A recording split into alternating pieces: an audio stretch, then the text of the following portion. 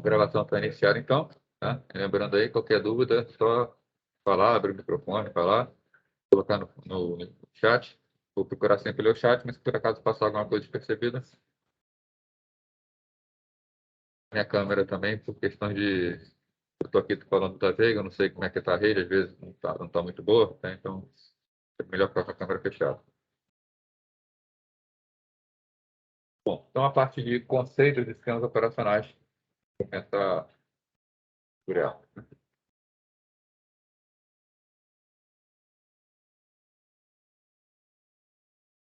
Bom, então o que vem a ser? Vamos ver aqui alguns conceitos. Vamos passar nesses conceitos como um todo. A gente vai ver basicamente aqui tudo que a gente vai ver durante o curso. Então vamos passar rapidamente para poder ter uma visão geral, poder encadear tudo. E depois, com base nessa visão geral, a gente entra em cada parte dessa com mais detalhes. Né?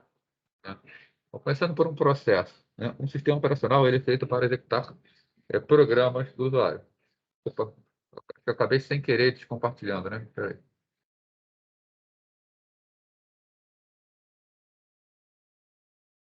Sem querer, compartilhei quando era para clicar aqui. Não. Agora está aparecendo, né?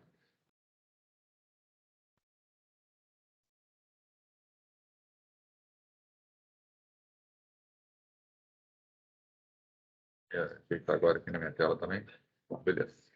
Bom, então, o usuário, ele, que é um sistema operacional, ele usa um sistema operacional para rodar seus programas. Né? O grande objetivo é esse. O usuário ele não quer interagir com o sistema operacional diretamente.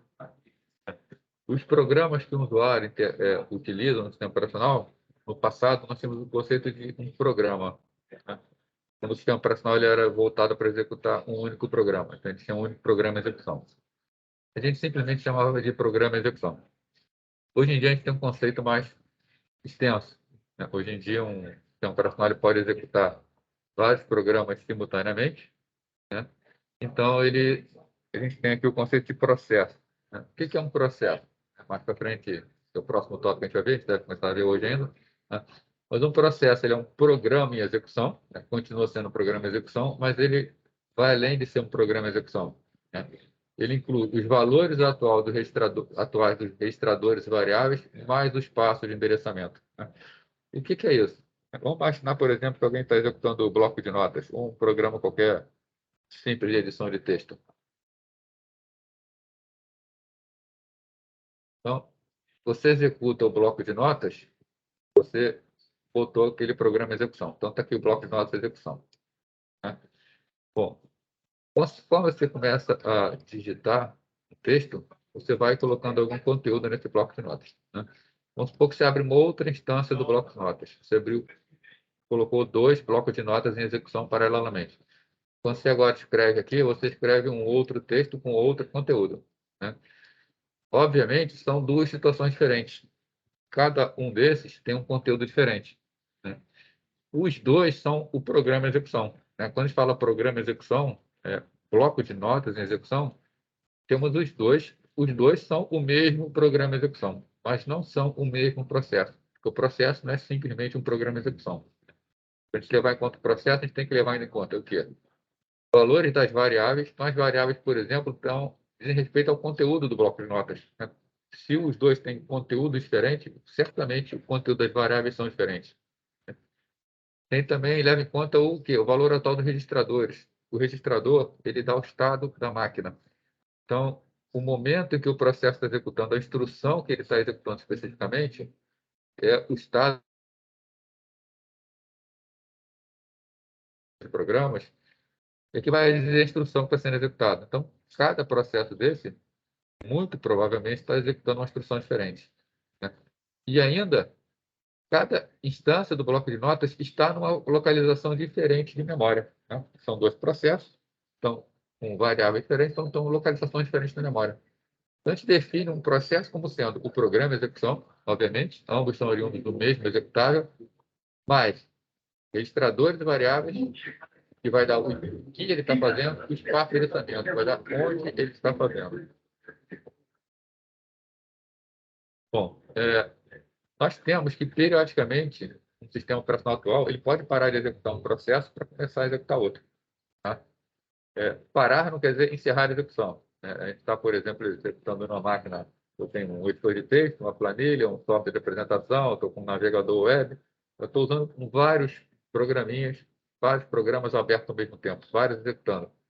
O sistema operacional, vamos imaginar, eu dei um exemplo aqui de 4 programas executando, então tem 4 processos na máquina, e vamos executar uma máquina com 2 núcleos. Imagina aí uma máquina com 2 núcleos, né? A máquina não tem processador suficiente para executar tudo ao mesmo tempo. Então, o que o sistema operacional faz? Executa um pouquinho de cada um, né? Então, o sistema operacional, ele, de vez em quando, tem que parar de executar um processo e começar a executar outro. Ele faz uma troca muito rapidamente para dar uma ideia de continuidade a todos os processos.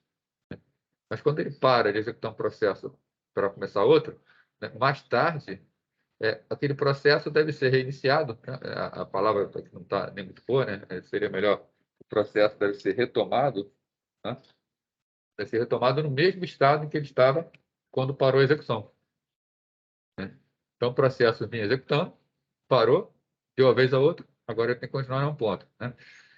Todas essas informações sobre o processo são armazenadas numa estrutura chamada tabela de processo. Então, o sistema operacional possui uma tabela de processo onde armazena todas as informações dos processos de execução. Também vamos entrar em detalhe mais para frente sobre tabela de processo. Ainda, um processo pode criar um ou mais processos filho. Isso é comum. Um processo que está em execução, ele pode criar outros processos. Isso é bastante comum, principalmente entre processos servidores. Um servidor web, por exemplo, ele pode estar guardando por conexões de usuário. Quando o usuário conecta para solicitar uma página web, ele cria um novo processo, um processo filho, só para cuidar daquela conexão, né? Também quando nós temos uma interface gráfica em uso, dependendo do sistema operacional, né? Quando você dá 2 cliques em cima de um ícone e bota em execução um novo programa, esse novo programa é criado como um processo filho do, do, da parte do sistema onde você deu os 2 cliques no ícone para colocar em execução, né? Isso faz com que o sistema operacional crie a chamada árvore de processo, onde nós temos um processo inicial, né? No caso do Linux, que é bastante claro isso, o processo init, e todos os processos são oriundos do processo init. Então, abre uma árvore, né? Sempre um processo pai criando processo filho, né? Agora, nós temos ainda, né, que processos cooperam para executar determinada tarefa dentro do sistema operacional. Isso que nós chamamos de comunicação interprocesso. Então, é bastante comum essa parte de comunicação. A gente vai ter um capítulo nosso tudo somente para tratar dessa parte de comunicação, né? As várias formas de comunicação que existem, como elas ocorrem. Ainda, né, a cada usuário do sistema, nós temos o que chamamos de UID, a identificação do usuário, tá? Cada processo no sistema tem a identificação do usuário que criou o processo, né? Isso é importante porque processos no sistema têm determinados privilégios. Alguns processos podem fazer algumas coisas, não podem fazer outras, tá? Então, e como a gente determina o que um processo pode fazer no sistema, né? O processo ele sempre vai executar com o privilégio do usuário que o colocou à execução. Então, se eu executo um processo como administrador, esse processo basicamente vai poder fazer tudo na máquina. Se eu executo esse processo como usuário simples, esse processo só vai fazer as coisas que os usuários simples podem fazer, né? Um exemplo disso são processos servidores, né? Processos servidores são processos que executam com prioridade baixíssima no sistema. Prioridade não, privilégio. Executam com privilégio baixíssimo no sistema. Basicamente, um servidor web, por exemplo, ele só pode acessar o diretório onde estão as páginas web, né? Isso é muito importante, porque se o servidor, por exemplo, for comprometido com um ataque, alguém tomar o controle do servidor, se o servidor só tem acesso às páginas, o atacante não pode fazer uso do servidor para comprometer o restante do sistema operacional.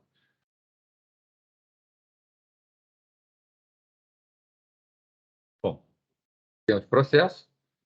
Vamos ver também o conceito de arquivos.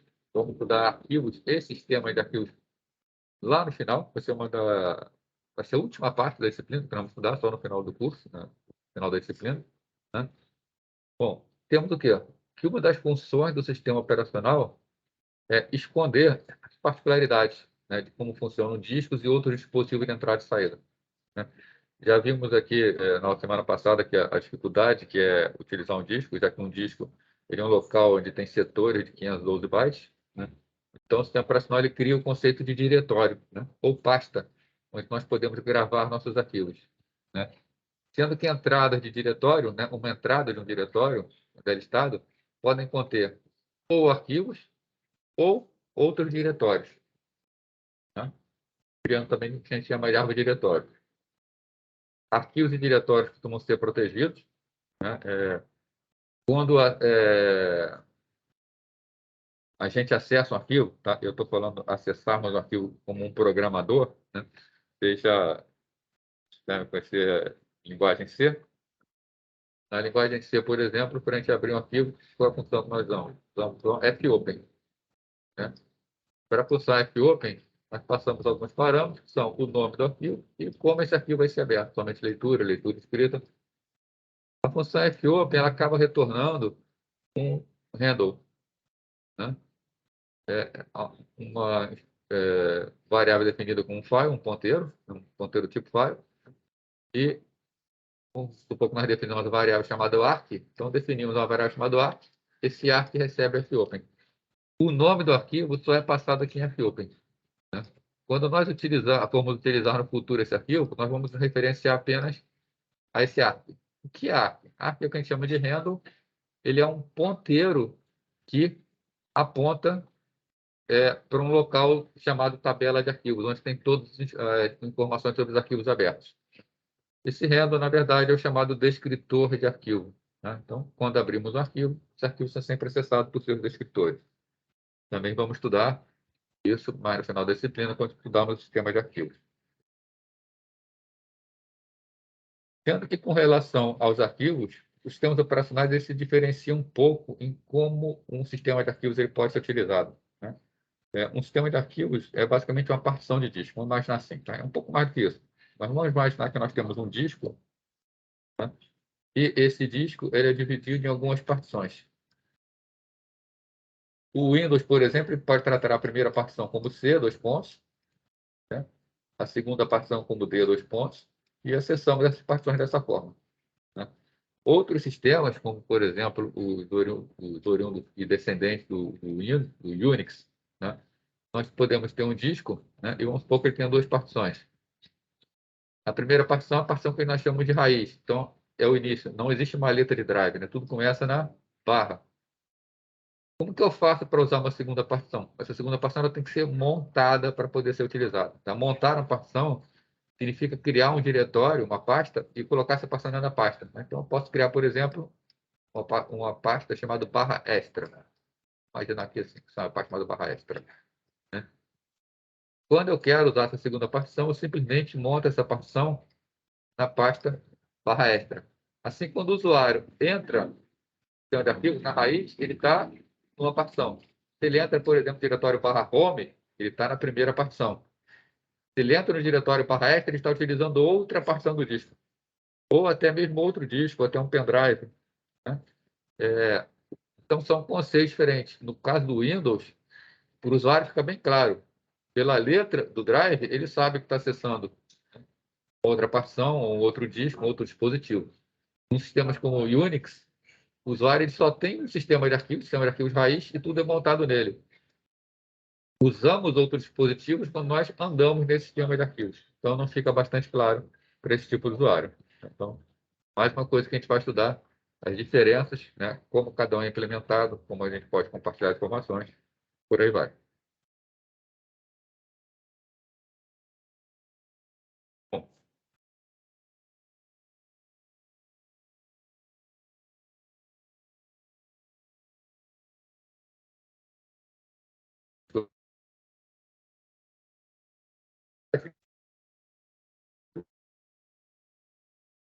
ele é considerado como uma memória, né? Que é a memória secundária, ele é estudado em memória, tá? Mas o funcionamento dele é como um dispositivo de entrada e saída, idêntico ao funcionamento do dispositivo de entrada e saída, né? Então, apesar do disco ser memória, a gente vai estudar os discos como sendo um dispositivo de entrada e saída, um dispositivo especial de entrada e saída.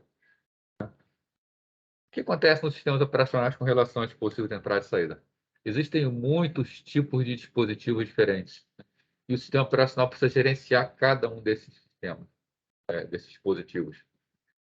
Então, o sistema operacional ele precisa criar o que a gente chama de subsistema de entrada e saída, que vai gerenciar todos os tipos de dispositivos de entrada e saída. Então, nós vamos dividir isso em grandes tipos, né, e as particularidades vão sendo resolvidas no detalhe desse dispositivo. Né? Uma pulada aqui, né, como que a gente resolve o problema do sistema de entrada de arquivo para um dispositivo muito particular? Né?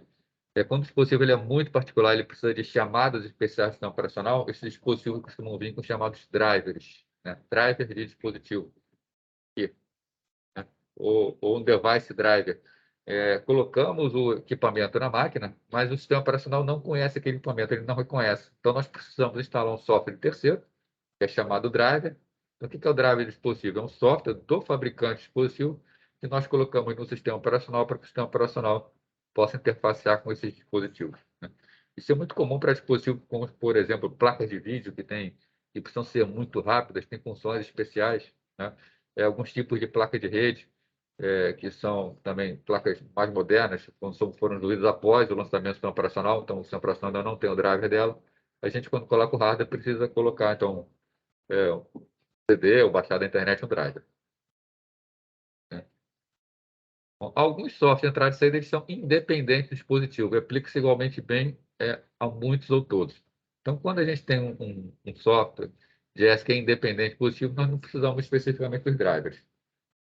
Já quando nós temos a parte dependente do dispositivo, vai se comunicar diretamente com o driver. Tá? A parte software independente do dispositivo é aquela, por exemplo, se a gente imaginar disco, é a parte que gerencia o sistema de arquivos do disco. Né? Já a parte do driver do disco é a que vai conhecer exatamente a geografia do disco e como fazer alocação e remanejamento de clusters de setores de disco. Bom,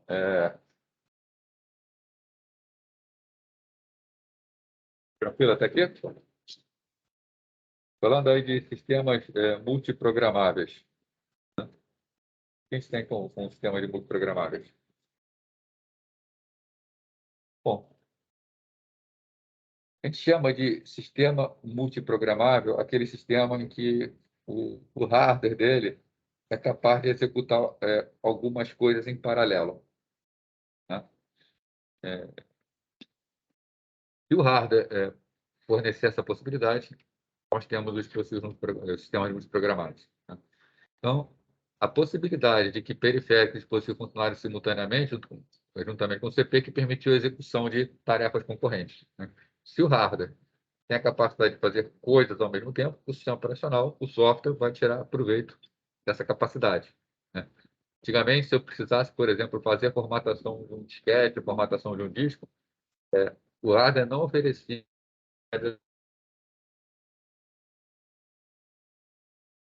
Então, alguém ficar esperando até o final. Eu não podia fazer mais nada no sistema operacional. Né? Hoje o hardware está bastante evoluído, nós temos mecanismos que permitem paralelismo, né? Então nós conseguimos ter tarefas concorrentes. Então, quando um processo solicita uma operação de entrada e saída, né, nesse caso, por exemplo, acessar um disco, que é um acesso muito demorado, ou então acessar um dispositivo de rede, por exemplo, enquanto o hardware está fazendo esse acesso por solicitação do usuário, Professor, a UCP pode utilizar outra coisa. Oi, pode falar. boa noite. Tem como repetir o que estava falando antes de tarefas concorrentes? Porque tua voz cortou bastante. Aqui a rede não está muito legal. Né? Então, mas nesse slide ainda, né? Sim, nesse slide. Não, então, está falando sobre sistemas multiprogramáveis. Tá? O que acontecia nos sistemas antigos? O hardware ele não era preparado para trabalhar de forma concorrente. O exemplo que eu dei foi o exemplo de uma formatação de um disquete. Se os sistemas antigos, por exemplo, até o NT 3.5, da Windows 3.11, se eu mandasse, por exemplo, formatar um disquete, tá? O sistema começava a formatação, enquanto não terminasse a formatação, eu não conseguia fazer mais nada. Qualquer operação de entrada e saída que eu solicitasse para realizar, a UCP ficava parada esperando essa solicitação acontecer. Se fosse para ler ou gravar um dado no disco, o CP parava, mas isso era muito rápido, o usuário praticamente não percebia. Mas um processo comparado hoje, por exemplo, com formatar um pendrive, se essa realidade não tivesse mudado, Enquanto ele estivesse formatando o pendrive, eu não podia fazer mais nada. A máquina ficava parada nessa operação de entrada e saída, por mais simples que fosse essa operação, né? Hoje em dia, o hardware ele já permite a execução assim, de tarefas em paralelo. Então, eu posso, por exemplo, mandar um disco ser formatado e, enquanto o subsistema de entrada e saída está cuidando da formatação do disco, a OCP pode ficar disponível para fazer outras coisas. Isso permite, então, a concorrência, né? E, basicamente, a gente vai ver aqui quando nós estudamos de processos, o processo ele tem alguns estados que são importantíssimos, que é um estado chamado bloqueado, onde o processo solicita uma operação de entrada e saída. Enquanto o hardware está providenciando a operação de entrada e saída, esse processo especificamente não pode continuar a execução dele, mas outros processos podem continuar executando, né?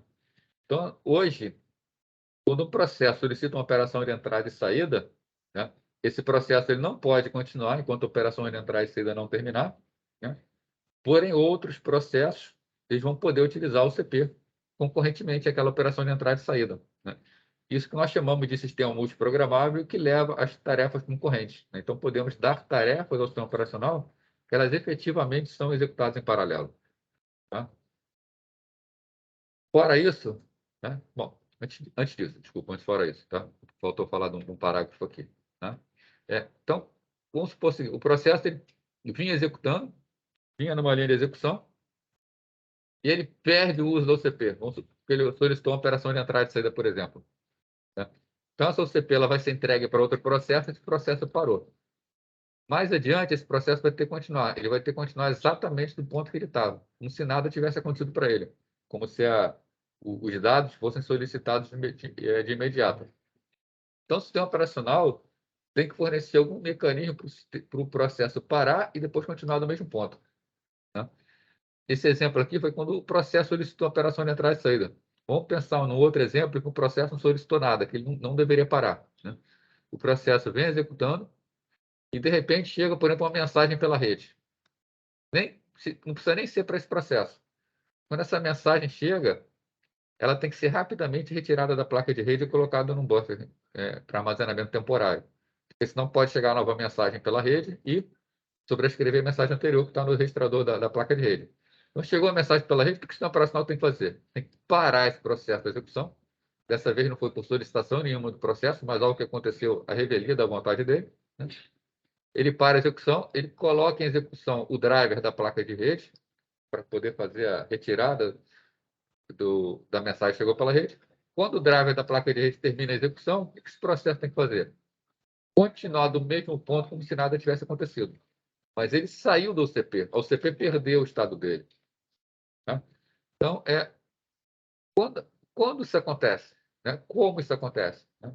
São mecanismos, né, chamados de interrupção ou exceção, que é quando o processo ele é interrompido. Exceção é um caso particular que a gente vai ver para frente, mas a interrupção, a exceção ela também é tratada como se fosse uma interrupção, né? Por exemplo, vocês estão vendo eu mexendo o mouse aqui, né? Como o sistema operacional faz para mexer esse ponteiro do mouse? Quando eu estou mexendo o ponteiro do mouse, né, o mouse ele está interrompendo o programa de execução para desenhar. Então, ficar balançando o mouse significa que eu estou continuamente interrompendo a execução do programa atual. Claro que os sistemas eles são muito rápidos, eles tratam essa interrupção muito rápido, é praticamente imperceptível se vai pesar ou não o sistema, tá, para o ser humano. Mas, de fato, balançar o mouse coloca algum processamento a mais na máquina. Bom, e como é o funcionamento desse sistema? O funcionamento é simples, né, de se entender, tá? Que é uma programação bastante cuidadosa, mas a programação é feita pelo projetista de sistema operacional. Então, a gente tem um programa, o programa ele vem executando normalmente. Então, vem aqui, programa executando, né? Vamos imaginar no nosso caso da placa de rede. Chegou uma mensagem para a placa de rede. Essa mensagem vai precisar ser retirada da placa de rede. A placa de rede, quando recebe a mensagem, ela gera no hardware uma interrupção, tá? A UCP, ela tem uma linha que é chamada linha de interrupção. Sempre que um pulso é jogado nessa linha de interrupção, né, a UCP para o que está fazendo, ou um dos núcleos da UCP, né, para o que está fazendo, para poder tratar essa interrupção. Primeira coisa que a UCP faz quando chega uma interrupção, né? O programa está executando, ela salva os registradores, tá? Porque os registradores, eles vão dar o estado daquele processo que está executando. Então, é necessário salvar o estado do registrador para poder continuar depois. Está salvo o estado do registrador, né? Eu salvei o estado do programa. O que o CP faz? Ele identifica a origem da interrupção. Tá? Então, antes da UCP aqui, existe um chip na placa-mãe chamado controlador de interrupções. Né? Esse controlador de interrupções, ele é que recebe os vários sinais de interrupção pelo vários lados.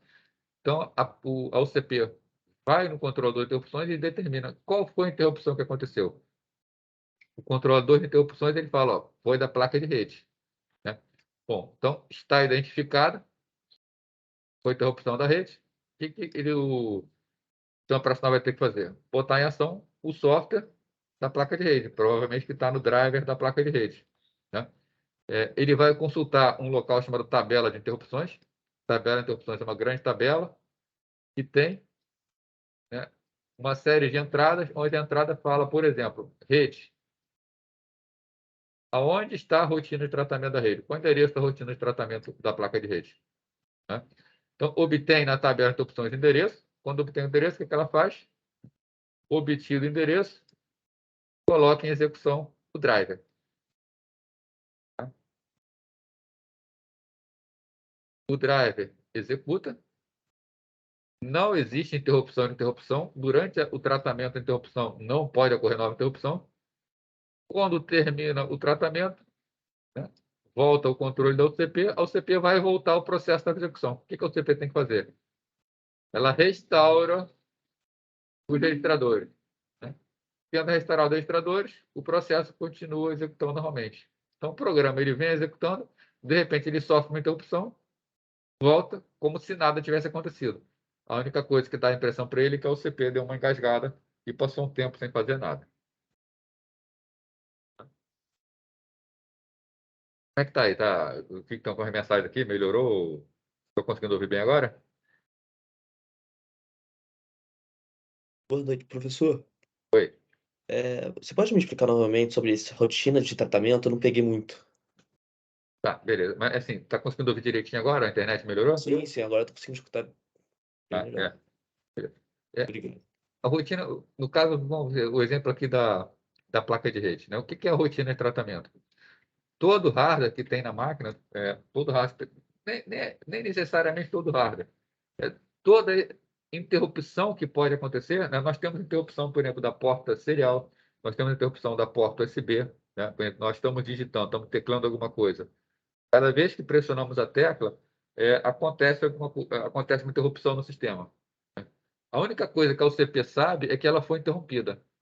Agora, o que a UCP tem que fazer? Como é que ela tem que tratar? O tratamento que vai ser dado ao que aconteceu depende do que originou a interrupção. Né? Se a interrupção foi porque eu digitei alguma coisa no teclado, o sistema tem que buscar essa tecla que foi digitada no teclado. Né? Se a interrupção aconteceu porque eu mexi o mouse, tem que ativar o programa que faz o rastreamento do mouse. Se a interrupção aconteceu porque chegou uma mensagem pela placa de rede, o programa tem que ir lá na placa de rede. Então, dependendo da interrupção que aconteceu, uma ação diferente é tratada. Né? Numa programação tradicional, nós temos funções. Né? Uma função, como nós chamamos a função? Nós damos o nome da função, a função é chamada e ela é executada.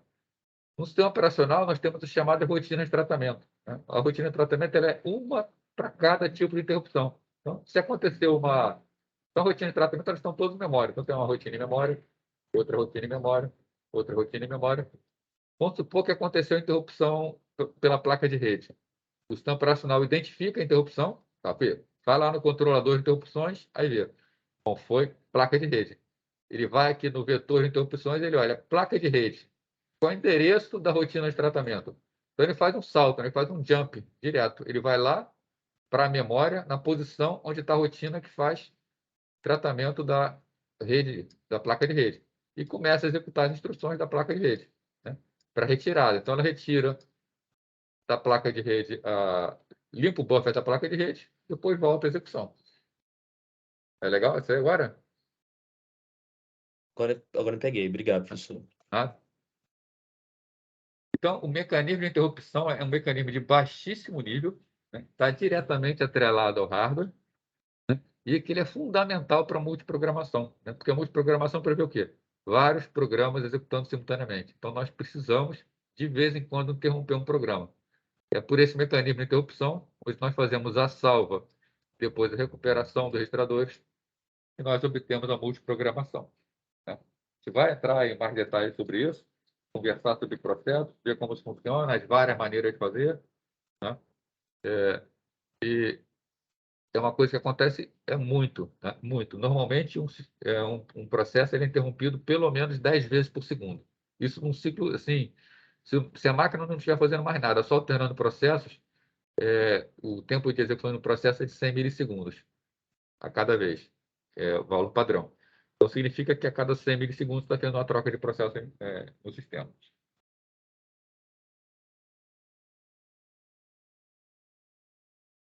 Bom, nós vimos ali o mecanismo de interrupção, né? O que gera uma interrupção? Ela é gerada pelo sistema operacional ou por algum dispositivo, independente do programa que está sendo executado. Então, a interrupção ele independe daquilo que o programa está fazendo. Ela acontece por fatores externos. Quando uma interrupção acontece, né, a UCP tem que identificar onde isso aconteceu, né? Foi o que eu expliquei para vocês. Essa informação é buscada numa estrutura chamada vetor de interrupções. Na verdade, as interrupções são numeradas, tá? Eu falei para vocês que a UCP vai no controlador de opções, o controlador de opções fala, foi a placa de rede. Mas, na verdade, não é bem isso, né? O controlador de opções só fala assim, foi gerada a interrupção número 5. Aí você vai na entrada número 5 do vetor de opções para ver o endereço da rotina, né? A placa de rede, quando ela se registra, por exemplo, na interrupção número 5, ela carrega o driver dela no endereço da interrupção número 5. Rafael está perguntando, né, que é quando você digita, mas a máquina não tem onde registrar o que está sendo digitado, ela só vê a interrupção e deixa passar. A forma como os sistemas operacionais trabalham o teclado, especificamente, é, é um pouco diferente, tá? Mas, de forma geral, como é que vai funcionar? Na verdade, você está digitando, a interrupção está acontecendo o tempo inteiro, tá? O sistema operacional ele tem um buffer atrelado a cada processo, que basicamente vai funcionar da seguinte maneira. Esse buffer ele tem um limite, vamos supor, de 15 caracteres, né? E o seu processo, cada vez que ele está lendo esse caractere conforme você digita. Vamos supor que o limite do buffer seja 15. Você está digitando o teclado. Você digitou a primeira, ele preenche a primeira, a segunda, a terceira, a quarta, a quinta. Ele está botando lá dentro e o processo está tirando. Vamos supor que, por alguma razão, o processo parou de coletar dados do teclado. Você está digitando, está gerando interrupções, né? Quando você digitar a 15ª tecla, você preencheu o seu buffer. Se você continuar digitando mais teclas, né, o sistema operacional vai continuar recebendo interrupções. Só que o que o driver do sistema operacional vai fazer? Ele vai perceber que já está cheio o buffer, ele não tem mais como colocar no buffer, ele simplesmente vai descartar tudo aquilo que você teclou de novo. Vai gerar erro? Não, ele não vai dar aviso de erro, não vai dar aviso nenhum. Simplesmente você vai perder aquela parte que você digitou. Agora, o tamanho do buffer depende. Cada sistema operacional depende da implementação, né? Ok, Rafael? Mas o mecanismo de interrupção ele continua funcionando. Mesmo o buffer estando cheio, bateu na tecla, ela vai gerar interrupção.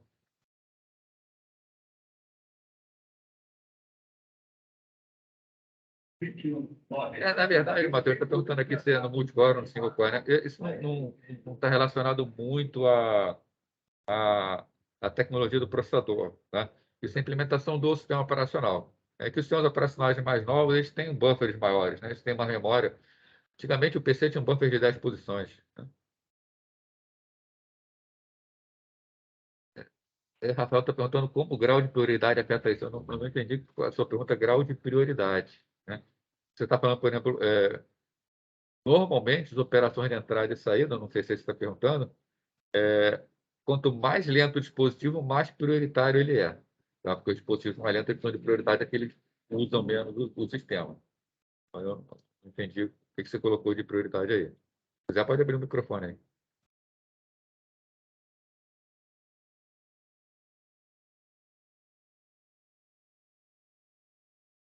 Depois é só escrever mais aí.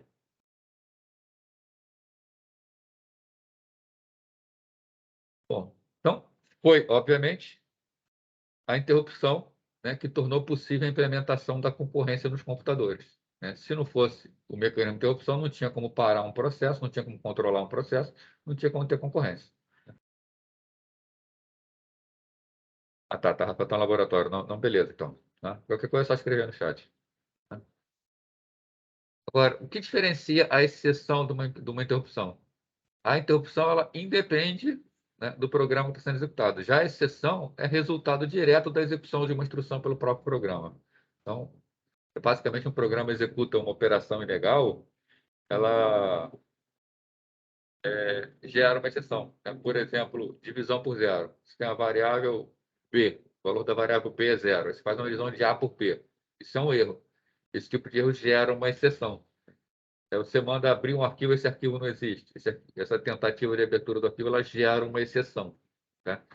O que vai ser feito com a exceção vai depender muito do que é programado na linguagem de programação e como foi implementado no sistema operacional. Tá? Por exemplo, abrir divisão por zero. Divisão por zero gera, se eu pensar, por exemplo, em linguagem C, gera uma exceção fatal que o meu programa é abortado. Tá? Linguagens como Java, por exemplo, me permitem criar dispositivo para tratamento de exceção. Eu posso fazer uma divisão, mas eu posso botar um try-catch. De modo que se acontecer algum erro na divisão, em vez do meu programa abortar, eu gero uma rotina para o tratamento daquela exceção. Tá? Abertura de arquivos em Java, por exemplo, também vem com try-catch. Se eu não tiver o tratamento de exceção, eu tentar abrir um arquivo que não existe, o programa aborta. Já a linguagem C, por exemplo, se eu tentar abrir um arquivo que não existe, ele simplesmente gera um erro de abertura, mas continua a execução. Né? Então, como tratar a exceção vai depender muito do sistema operacional e principalmente da linguagem de programação que está sendo utilizada.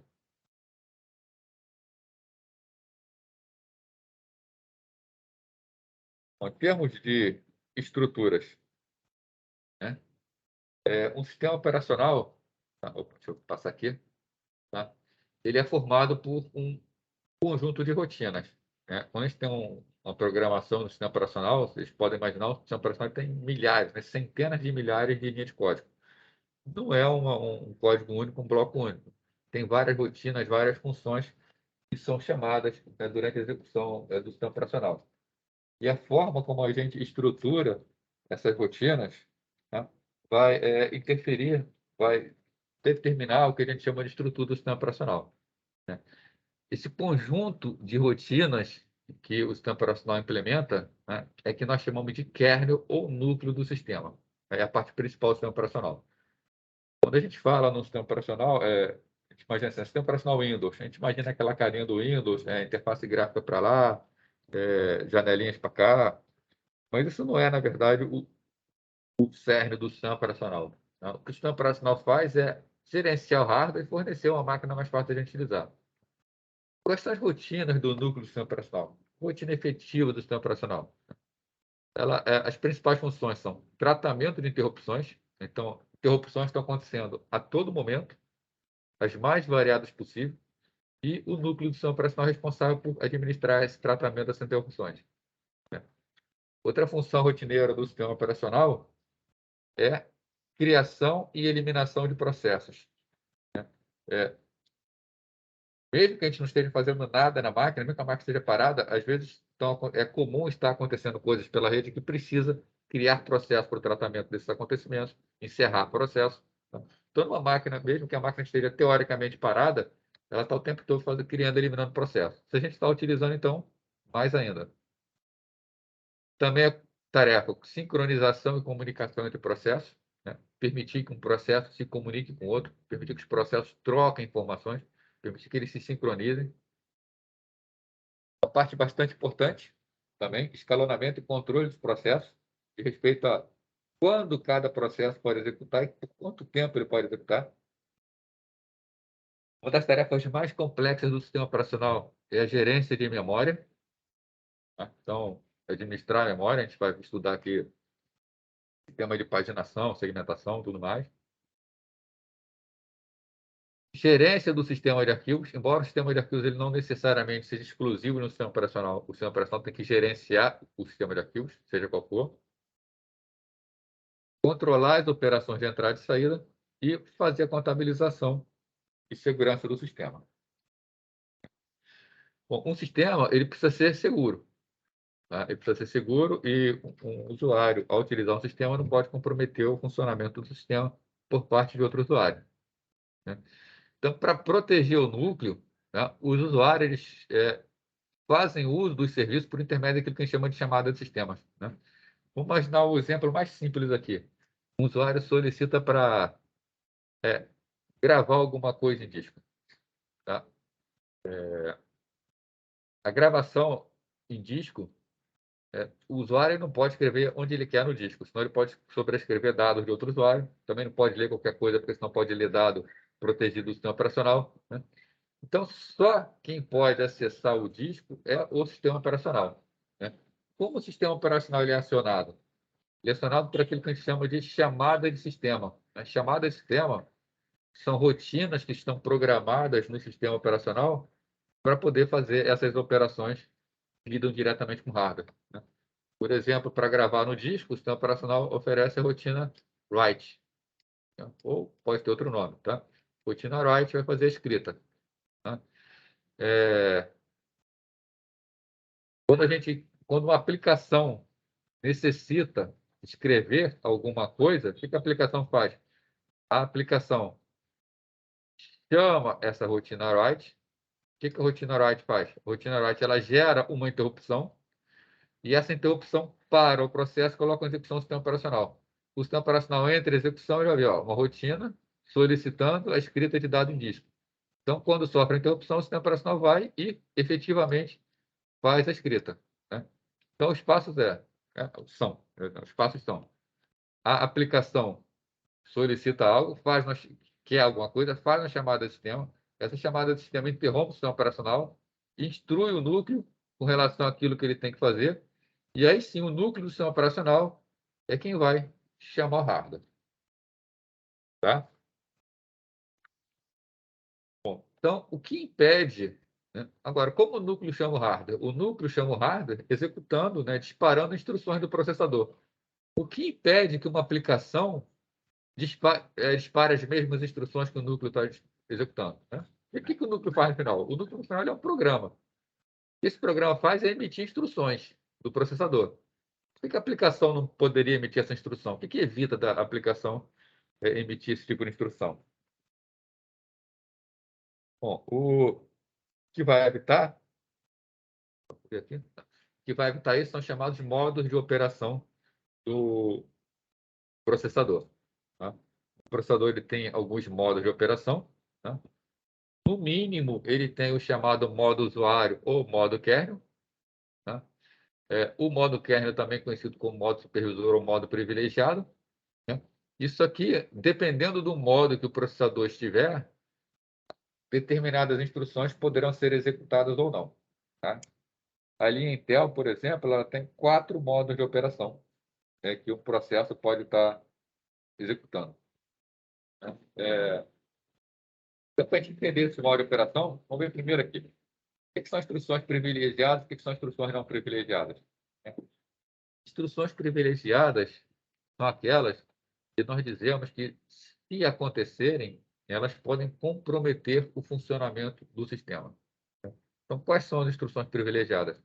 São instruções, por exemplo, para liberar o acesso a determinada região de memória, tá? Dizer que região de memória o processo pode acessar. São instruções que fazem a gravação de dados no disco, até mesmo a leitura de dados no disco. Então, basicamente, são aquelas instruções que fazem acesso diretamente ao hardware. Como elas podem comprometer o sistema, elas têm que ter um tratamento diferenciado. Agora, nós temos outras instruções que são instruções não privilegiadas, aquelas instruções que não oferecem perigo nenhum para o sistema. Por exemplo, somar 2 números, né? Operações corriqueiras como comparação, uma instrução if, um loop while, né? São coisas bastante simples e que não tem problema nenhum executar, né? Então, quando o processador, né? Isso aqui é do processador, o modo, né? Quando o microprocessador está em modo usuário, né? Aquilo que está executando em modo usuário só pode executar instruções não privilegiadas. Então, o processador foi colocado em modo usuário, somente instruções não privilegiadas. Se o processador estiver em modo kernel, aí ele pode executar qualquer tipo de instrução, né? Então, o que é que vai evitar que uma aplicação comum possa emitir instruções que possam prejudicar o hardware, prejudicar o sistema operacional? Aplicações comuns, ela executa em chamado modo usuário. Ela não tem como. Se ela, por acaso, tentar, é gerada uma exceção, ela é abortada. Já o sistema operacional, ele executa em modo kernel. O sistema operacional pode fazer qualquer coisa.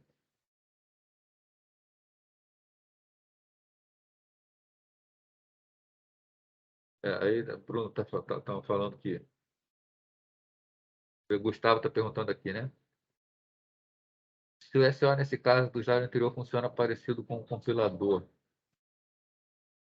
O que é o slide anterior? Não, o compilador ele é para fazer a montagem. Tá? O que o compilador vai fazer quando você... ele vai trabalhar em conjunto, na verdade, né? Quando você tem uma aplicação que você escreveu alguma coisa, você, nessa compilação, você, por exemplo, chamou a função printf. Né? Então, vamos lá, printf. Né? A função printf ela vai receber uma string. O que a função printf faz? Enquanto está no nível da aplicação, a função printf formata os dados, tudo, ele vai gerar uma saída. Essa saída vai ter que ser jogada para a tela. Agora, para jogar para a tela, só quem pode escrever na tela é o sistema operacional. Aí a função printf vai chamar uma das variantes da função write, né? E aí o sistema operacional vai providenciar a escrita na tela. Né? O que o compilador faz é identificar onde está o printf e providenciar para que ela chame a write. Né? Já o sistema operacional vai ter a função que executa efetivamente. Não sei se foi isso que perguntou.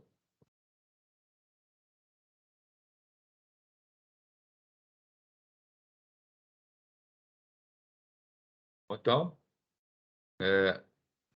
voltando aqui, né? Se o processador está em modo usuário, só executa instruções não privilegiadas.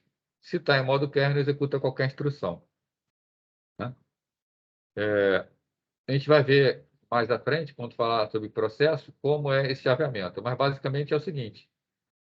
Sempre que acontece uma interrupção, o processador passa automaticamente para o modo kernel. Né? E sempre que ele entrega o controle para a aplicação, antes ele passa para o modo usuário. Né? Então, como é que funciona o chaveamento entre os dois modos? Quando a aplicação vai ser colocada em execução, quem coloca a aplicação em execução é o sistema operacional. Então, o sistema operacional muda o modo do processador e passa o controle para a aplicação. Então, a aplicação está restrita ao modo usuário. Né? Quando a aplicação acontece uma interrupção, o próprio hardware chaveia automaticamente para o modo kernel, já que quando acontece a interrupção, quem é chamado é o sistema operacional.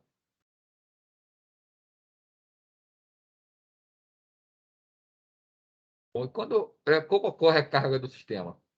Né? De forma rápida aqui, né? A carga no sistema operacional, quando você liga uma máquina, né? Você liga um computador, o sistema operacional, não temos sistema operacional ainda, né? O processador ele começa a executar, ele começa a fazer uma série de testes no sistema, né? A máquina ela está em modo kernel, ela pode executar qualquer instrução. Tá? E a não ser que algo vá lá e mude, ela continua em modo kernel. Então, durante a inicialização do sistema, tudo está em modo kernel, tudo tá em modo núcleo. Qualquer coisa pode ser executada. Quando o sistema operacional acaba de ser carregado, ele pode colocar no processo do usuário. Nesse caso, antes de colocar o processo do usuário, ele muda para modo usuário. Então, processo do usuário sempre executa em modo usuário. Aquilo que eu falei com vocês agora há pouco, sempre que acontece uma interrupção, né, muda para o modo kernel. O sistema operacional ele só é chamado por interrupções. Né? Então, ocorreu uma interrupção, muda para o modo kernel, automaticamente o sistema operacional é chamado. E antes de devolver o controle para a máquina, o próprio sistema operacional coloca novamente o CP em modo usuário. Então, é assim que fica alternando entre modo usuário e modo kernel. Né? O sistema operacional coloca em modo usuário quando entrega para a aplicação, quando gerada a interrupção, volta para o modo kernel. Né? E o que acontece se uma aplicação tentar executar uma instrução privilegiada sem estar em modo kernel? É gerada uma exceção e o programa é abortado. Né? Usuário root o root no Linux é um usuário. Né? Esse usuário ele tem privilégios, tá? Mas ele vai depender da aplicação. Tá? As aplicações do usuário root, elas sempre rodam em modo usuário também, tá? Por questão de segurança. O que acontece é que quando o usuário root solicita alguma coisa ao sistema operacional, essa coisa sempre é aceita. Tá? Não passa pelas filtragens de segurança. Essa é a única diferença. Tá? Assim, durante a execução, o usuário root está executando como se fosse um usuário comum. Só que toda chamada de sistema que ele faz é aceita pelo sistema operacional. Tá? O que não acontece com o usuário comum. Né? Por exemplo, um usuário comum tenta acessar a área de disco que não é dele. Né? Vai ser chamado o sistema operacional vai verificar se ele tem direito ou não e vai dar acesso ou não.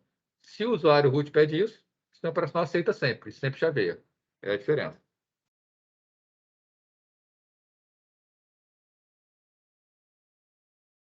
Então, sobre as estruturas do sistema operacional, a primeira estrutura que a gente tem aqui é do sistema monolítico. Quando você entra na BIOS, Pablo, a máquina, você só entra na BIOS quando a máquina está inicializando, né? Então, o processador, nesse caso, ele está assim, em modo kernel. Tá? Tudo que ele faz ali está sendo executado em modo kernel.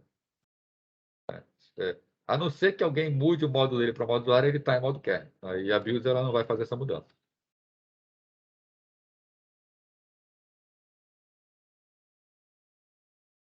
Bom, sistema monolítico.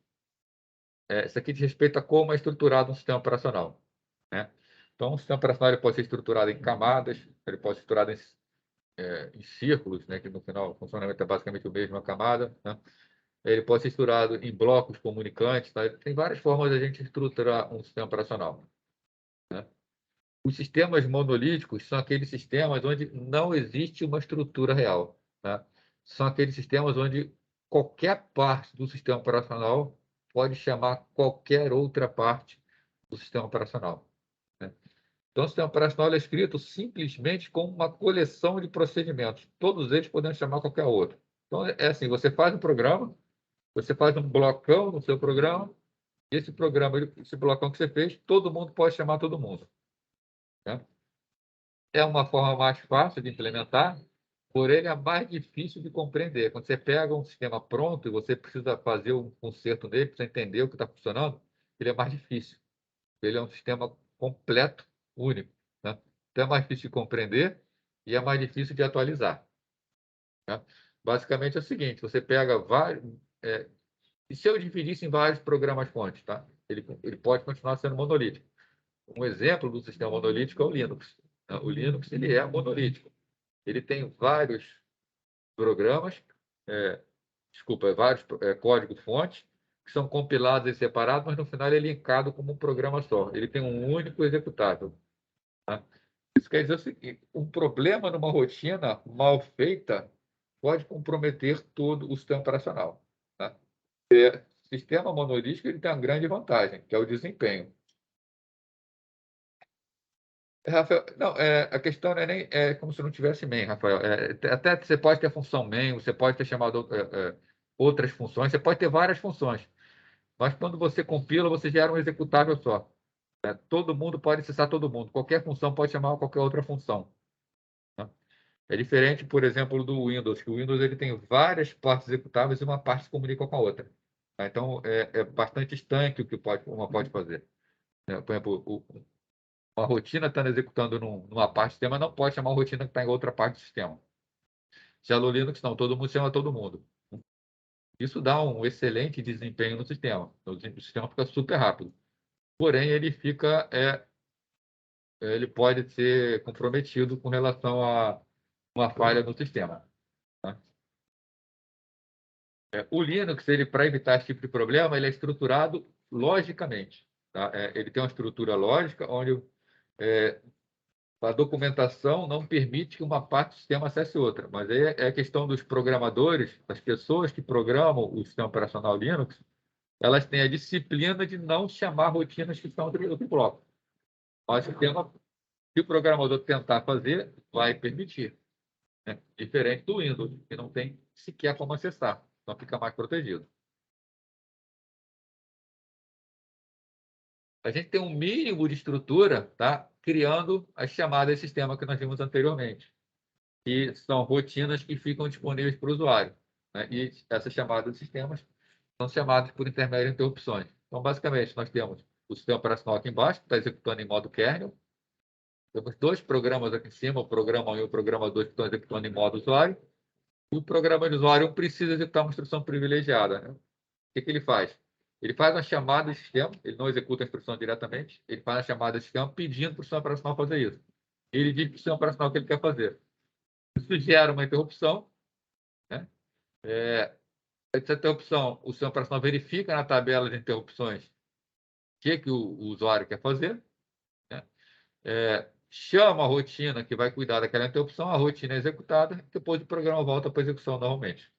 Mesmo mecanismo de interrupção que nós vimos anteriormente.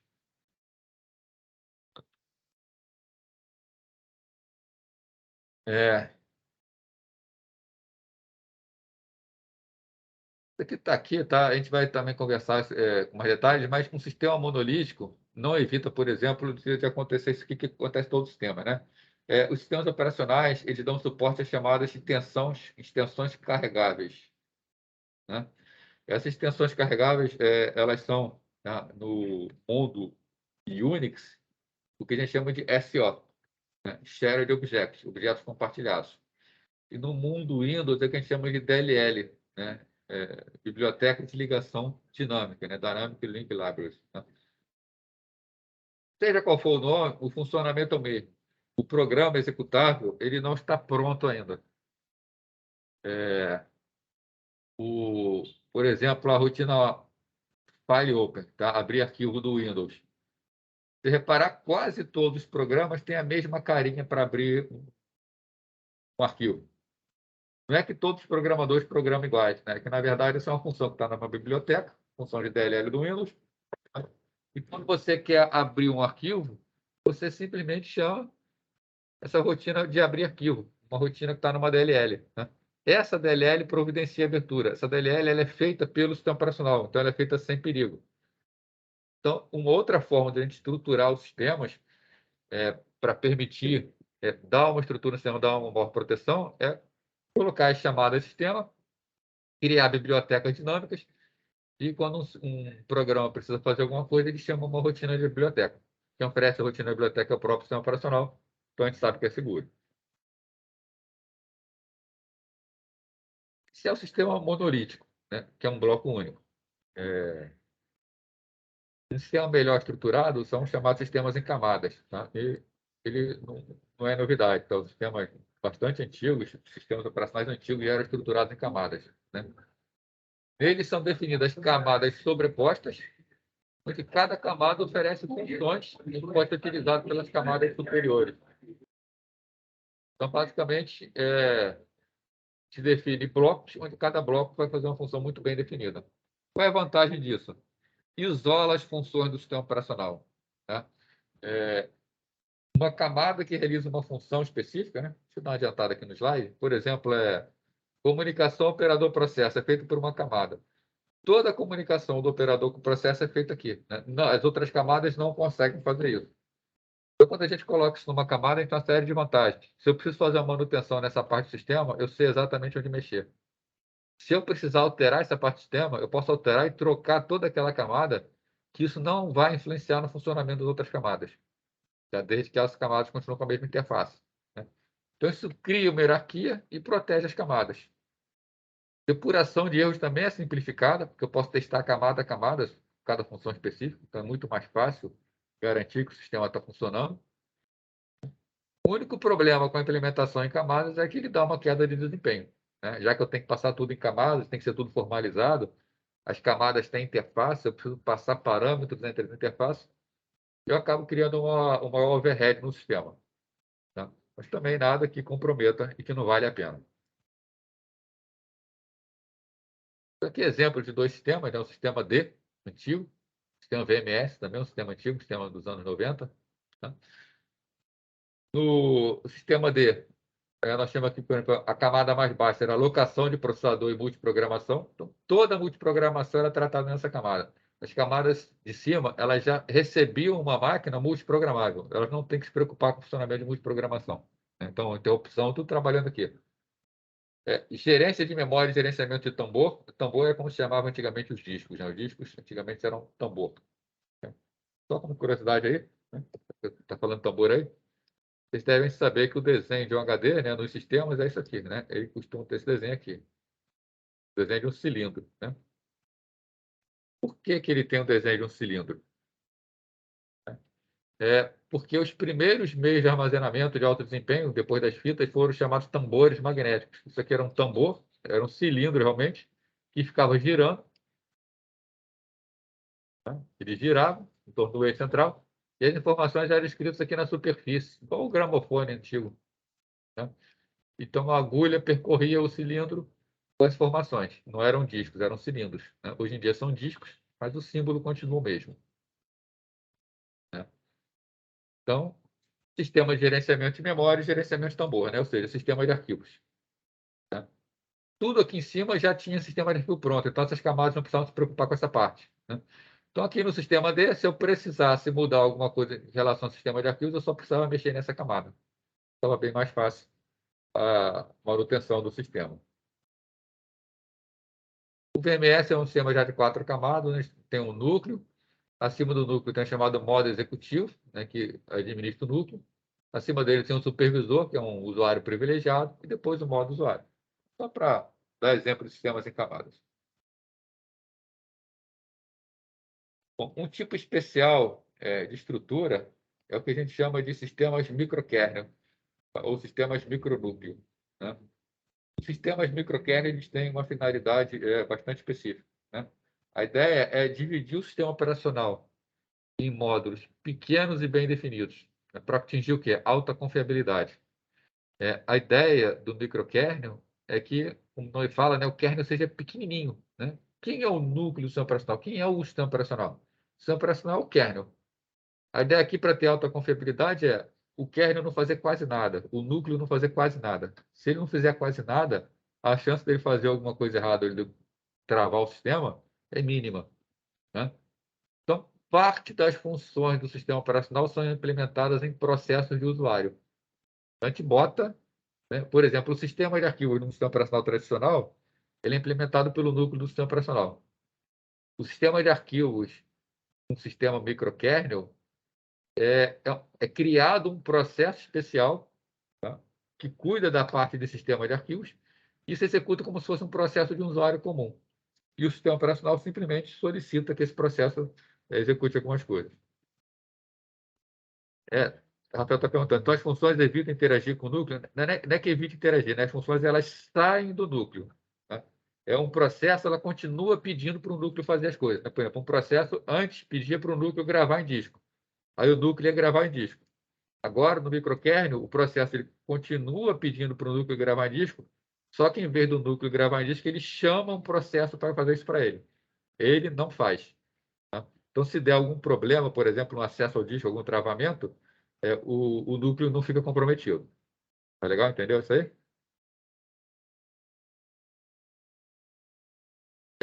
Exatamente. Tá? Aí você tem o chamado, são sistemas que têm chamados daemons, né? Esse processo, ele, apesar de ser um processo usuário, ele entra na categoria de daemon. Um daemon de disco é o único processo que tem direito de gravar direto no disco. Né? E como ele é criado e mantido pelo pessoal que desenvolveu o sistema operacional, é um processo confiável, então não tem problema acessar diretamente o hardware.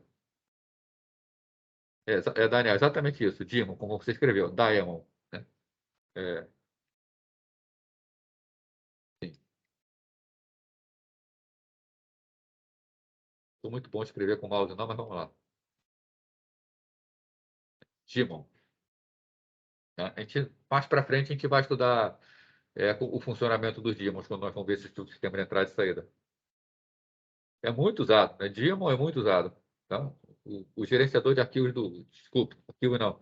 O gerenciador de impressão do Windows, do Linux, por exemplo, são daemons.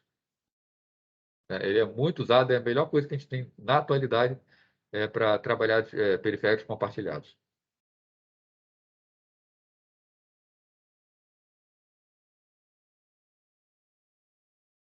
Bom, então aqui no sistema microkernel, como é que funciona? A gente tem a ideia, né, do conceito cliente-servidor, de como funciona uma rede de computadores. Né? Nós temos chamados processos clientes e os processos servidores. Né? Então, nós temos, por exemplo, um processo precisa gravar alguma coisa indígena. Ele chama o servidor de arquivos. Aqui o conceito de servidor de arquivos é diferente do conceito do servidor de arquivos de redes de computadores. Tá? Aqui, o servidor de arquivos é uma parte do sistema operacional que vai servir o sistema de acesso aos arquivos. Tá? Então, é um pouquinho diferente. Não tão diferente, mas um pouquinho diferente. Então, o que existia antes? Antes, o processo do usuário pedia para o núcleo fazer e o núcleo fazia. Agora, o processo do usuário pede, só que o núcleo só passa isso para o servidor de arquivo. O servidor de arquivo está executando em modo usuário, né? Mas ele vai ter permissão para acessar o disco. Né? O que o kernel faz, então? Ele basicamente só gerencia a conexão. Tá? Ele basicamente só gerencia a conexão. Então, para trocar alguma característica do sistema operacional também é bastante fácil. Né? Se eu quero trocar, por exemplo, o funcionamento da memória, eu só preciso trocar o módulo do servidor de memória. Se eu preciso trocar o sistema de gerenciamento de disco, eu só preciso trocar o módulo do servidor de arquivos. Né? Fica muito mais fácil fazer a manutenção e atualização do sistema.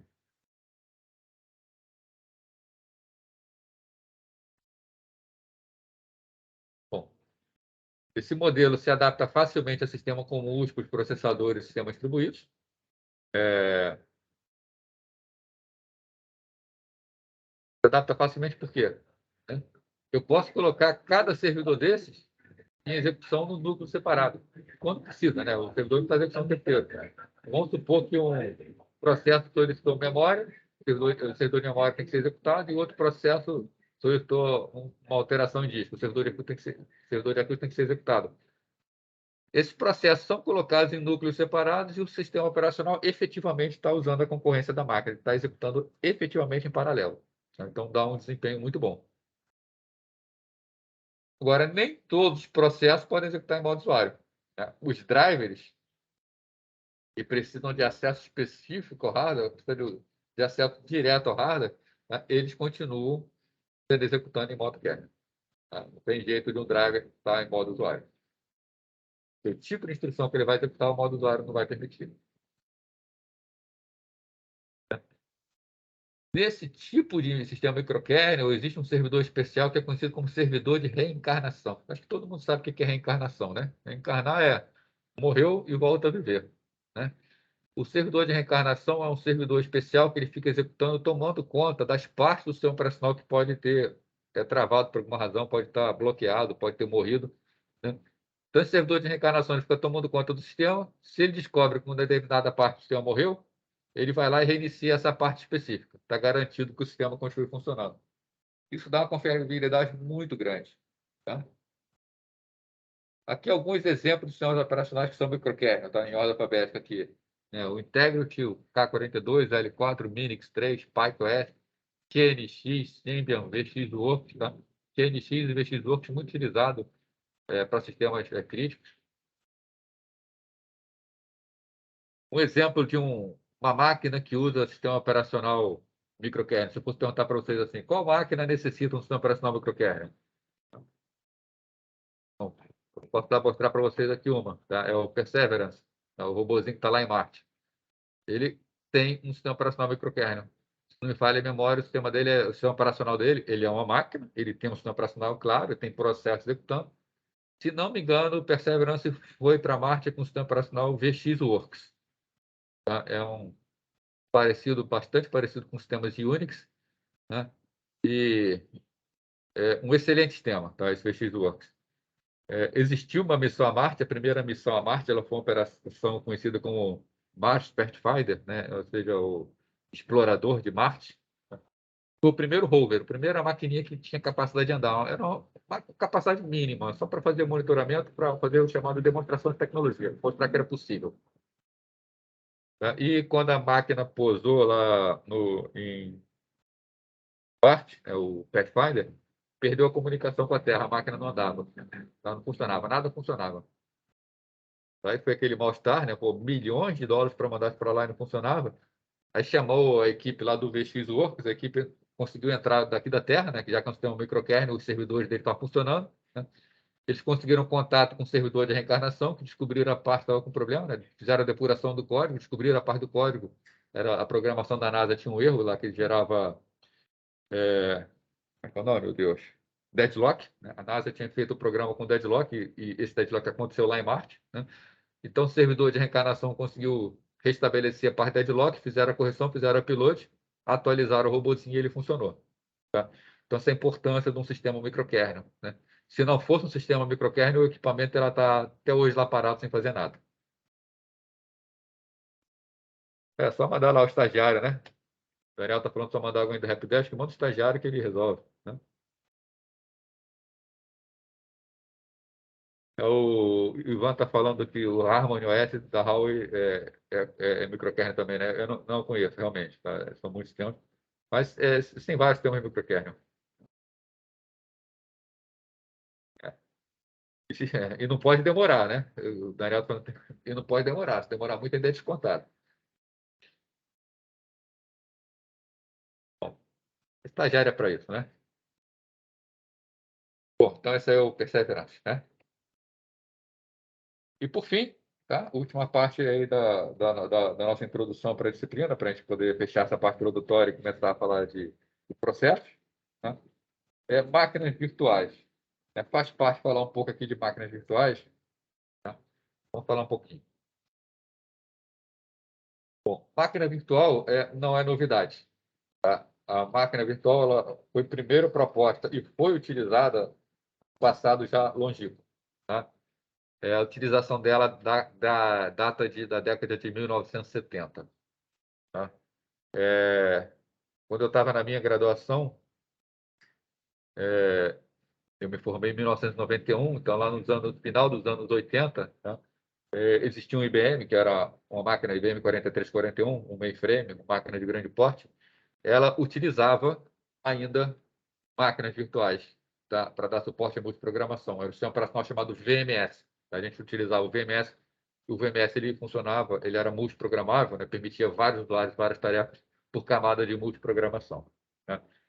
Então, hoje em dia, nós temos a multiprogramação de uma forma bastante facilitada. O hardware nos permite executar coisas em paralelo de uma forma assim, perfeita. Né? Mas quando a gente fala em 1970, a década de 1970, era o início da computação, né? Aquela época em que sequer existia o conceito de microprocessador ainda. Tá? Os computadores eram montados na mão, chip a chip. Né? Um microprocessador, o equivalente ao microprocessador eram várias placas no computador de grande porte. E era muito difícil fazer um hardware que desse suporte a multiprogramação. Então, o que é que se construía? Se construíam máquinas que não tinham suporte a multiprogramação e você criava em cima dela máquinas virtuais, criava por software máquinas virtuais e dava um jeito de fazer a multiprogramação funcionar por software.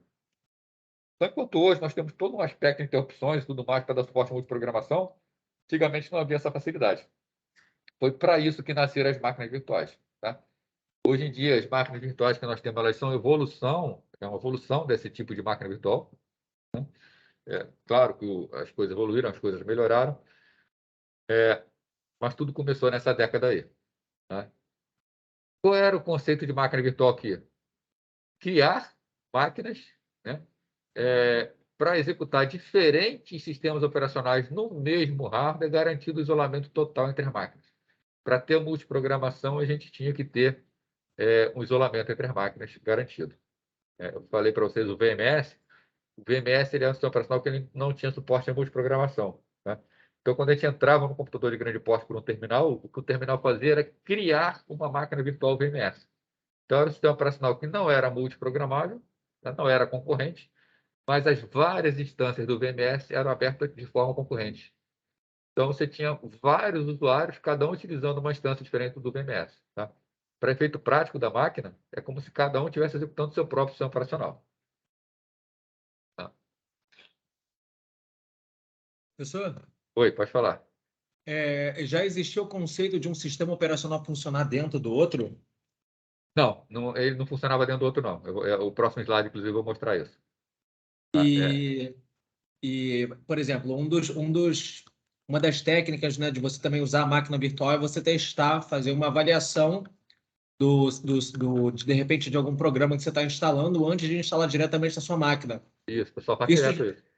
E esse foi um dos conceitos também que proporcionou a criação da máquina virtual, ou era simplesmente você espelhar, você ter várias máquinas no mesmo no mesmo hardware. Criação, o objetivo é realmente a multiprogramação, você permitir vários usuários usando o sistema ao mesmo tempo, né?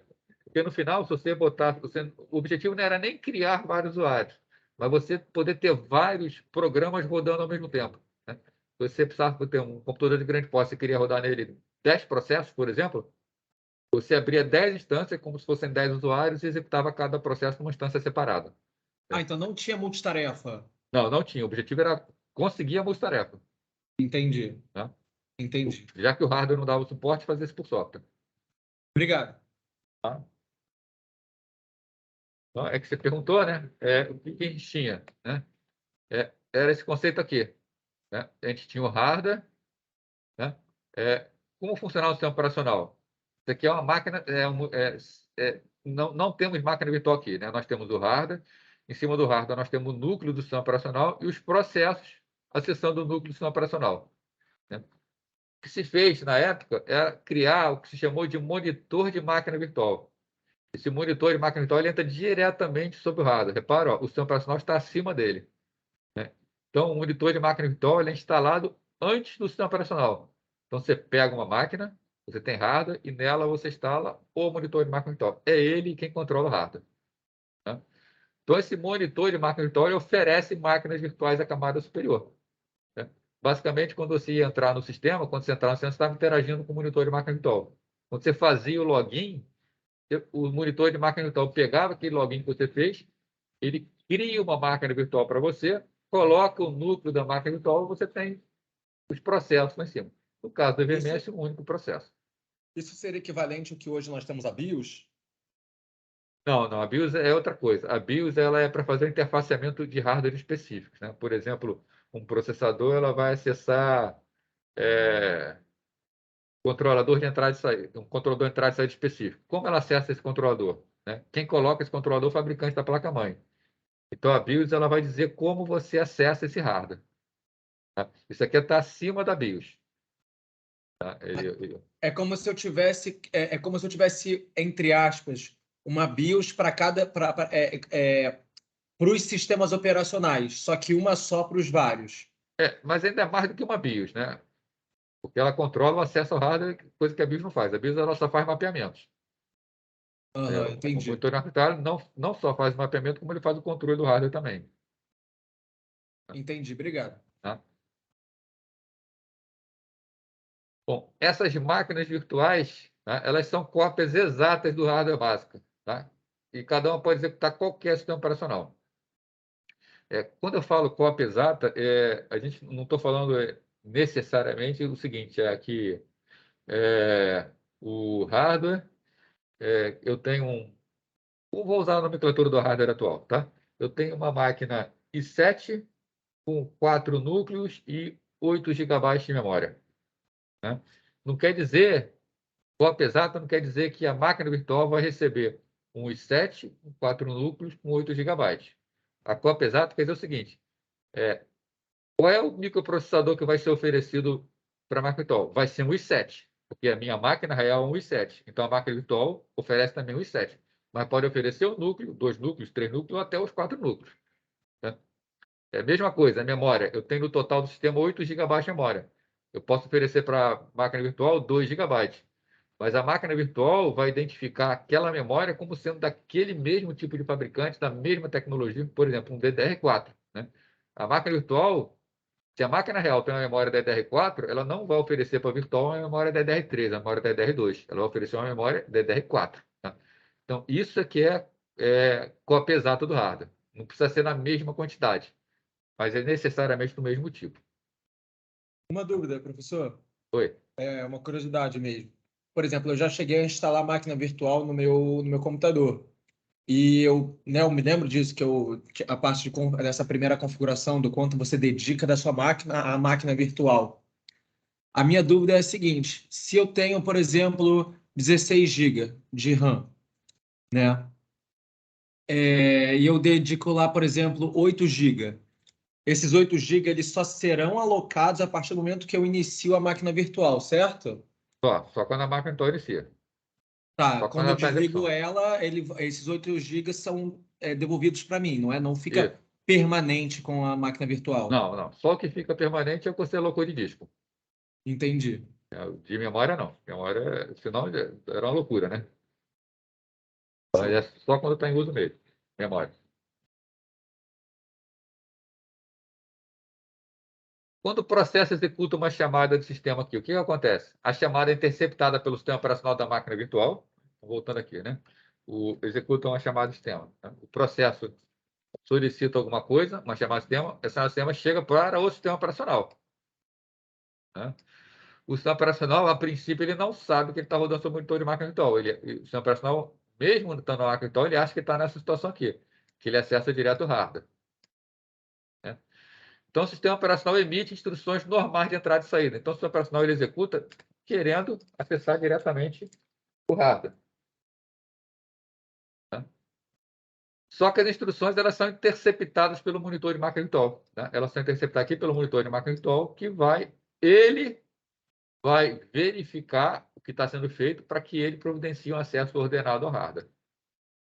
Tá? Isso aqui, por isso que a máquina hoje em dia, para você rodar uma máquina virtual, para ser eficiente, porque isso aqui é muito ineficiente, o monitor de máquina virtual fica monitorando tudo. Então, a BIOS ela fica monitorando por hardware é feito esse monitoramento. Então, você tem que habilitar a virtualização no seu hardware para que, estando com a virtualização habilitada, quando for feita uma chamada de instrução ao microprocessador, o próprio microprocessador sabe, ó, é uma máquina virtual. Então, o microprocessador chama, no caso, o monitor de máquina virtual. Tá? Senão, seria muito ineficiente. Então, é feita a interceptação e aí é executado efetivamente pelo hardware. Quando a gente coloca a multiprogramação como responsabilidade, né, a gente pode oferecer uma máquina estendida bem mais simples, né, flexível e fácil de manter. Fica muito mais fácil, você não precisa trabalhar a multiprogramação. Você faz a multiprogramação lá no baixo nível. O sistema operacional continua trabalhando como sendo monotarefa, você obtém a multitarefa tendo vários sistemas operacionais. A gente tem uma outra abordagem para máquinas virtuais, né? E ela pode ser criada como um subconjunto de recursos da máquina real. Né?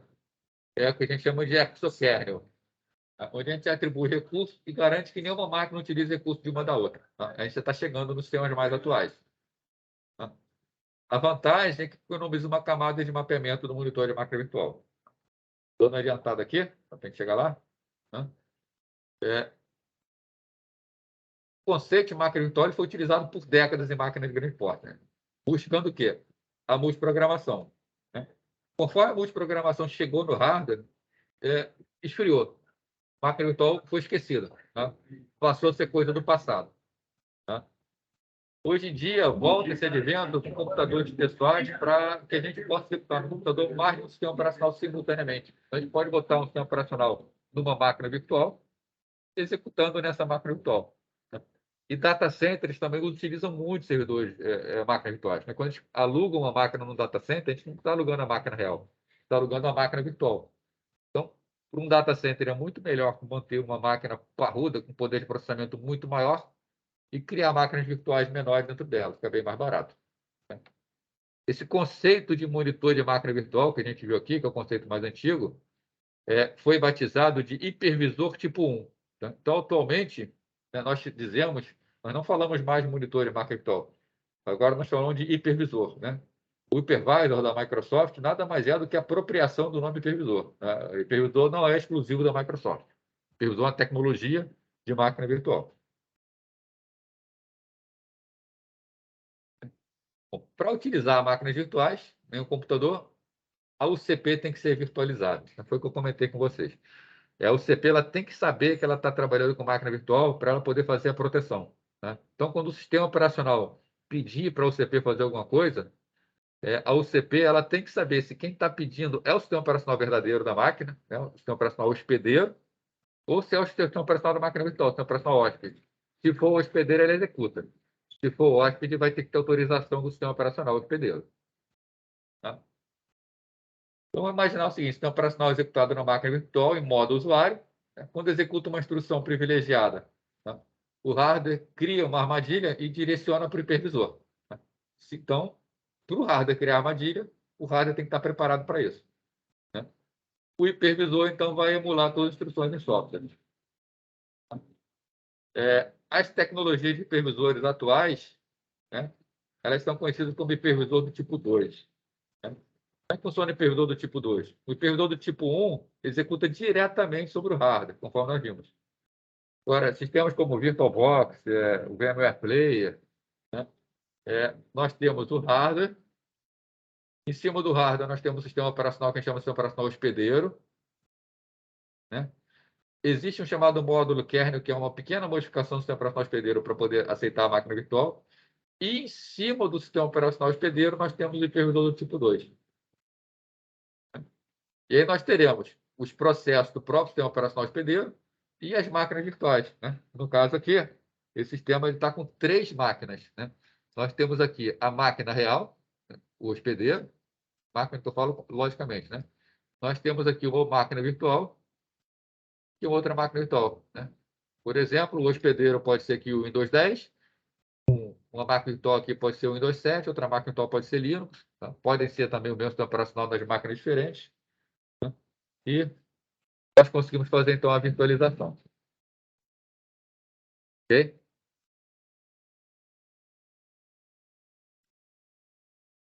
Bom, com isso aqui, a gente fecha, tá, a parte de introdução da disciplina. Né?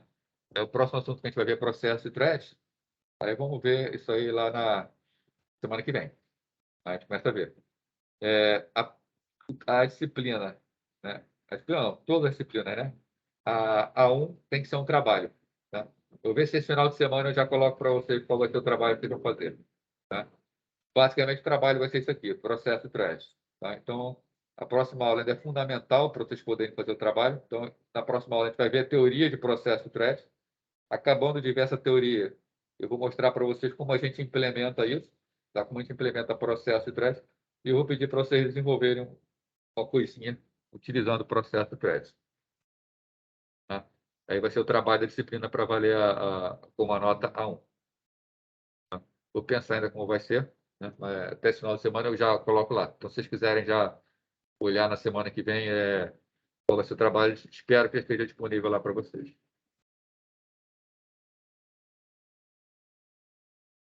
Uma pergunta que alguém queira fazer? Alguém quer comentar alguma coisa?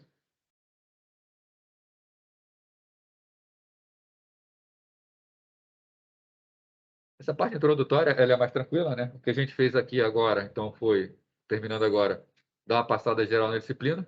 Né? A gente viu basicamente assim, todos os conceitos do sistema operacional sem aprender muito, mas passando por alto em todos esses conceitos. E agora a gente vai entrar em mais detalhes. Né? Já falei para vocês o que é um processo. Agora a gente vai ver especificamente, né, como o sistema operacional faz para implementar. Né? Como o sistema operacional faz para implementar os processos. Né? Aí, no assunto seguinte, a gente vai ver como ele gerencia o microprocessador, como ele faz para ele chavear os processos no processador. Depois a gente vai ver como é feita a gerência de memória. Né? Aí que a gente vai efetivamente ver como a coisa funciona, como a coisa acontece. Né? Bom, então, se o pessoal não tem dúvida, né? Eu vou ficar de qualquer maneira aqui até 8h20. Só baixar logo a lista de participantes aqui. Professor, Pode falar. boa noite. Desculpa interromper. Esse Nada, trabalho vai ser individual ou em grupo? Eu não escutei. Não, eu não falei, né? Vai ser em grupo, tá? Vai ser em grupo. Tudo bem, A obrigado. turma está muito grande, é praticamente impossível conseguir acompanhar o trabalho individualmente. Ah, entendi. Obrigado, professor. Mas aí eu coloco lá para vocês. Beleza, eu vou encerrar aqui a gravação, então. O pessoal está liberado aí. Quem quiser ficar aqui para conversar alguma coisa, tirar qualquer dúvida, fique à vontade. Um abraço para todo mundo aí. Tá? Até semana que vem.